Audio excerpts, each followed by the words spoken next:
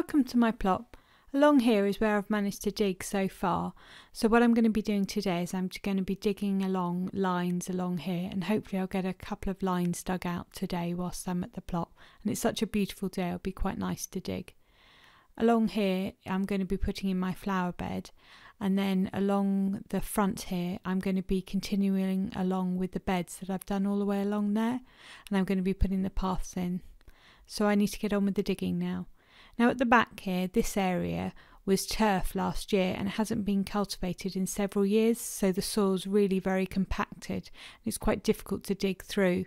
And although I put the weed suppressing membrane on it last year, unfortunately it wasn't enough time having the membrane on for one season to kill off the perennial weed roots, as this takes several years. And so I'm having to go through and pull out all of these weed roots, and I've got quite a lot of perennial weed roots here. I'll just show you one here. They're quite thick and it means that they'll continually resprout if you don't take them out.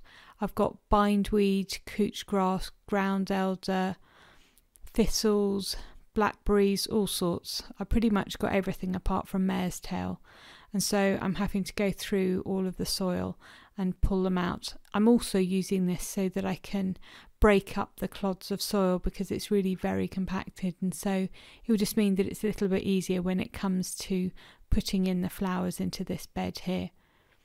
Now the other thing that's happening whilst I'm digging through these beds is I'm bringing a lot of the weed seeds to the surface, unfortunately, and so once they've come to the surface they will actually start to re-sprout. And so what I'm going to have to do is I'm going to have to use my hoe, and I will just go across the surface of the beds quite frequently just to kill these off, or otherwise they'll take hold and cover the beds again.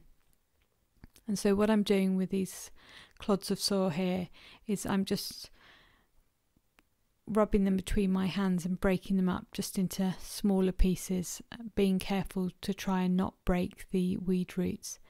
And then when I get big clods of grass like I've got here, what I do is I try and shake off as much of the soil as I possibly can, and taking out all of the thick weed roots. And that's a bit of bindweed, I think, or it might be some of the thistle because they seem to go along like that as well. And so I'm just carefully teasing out all of the weed roots, and then I'll pick it up and give it a good shake just to get the remainder of the soil off.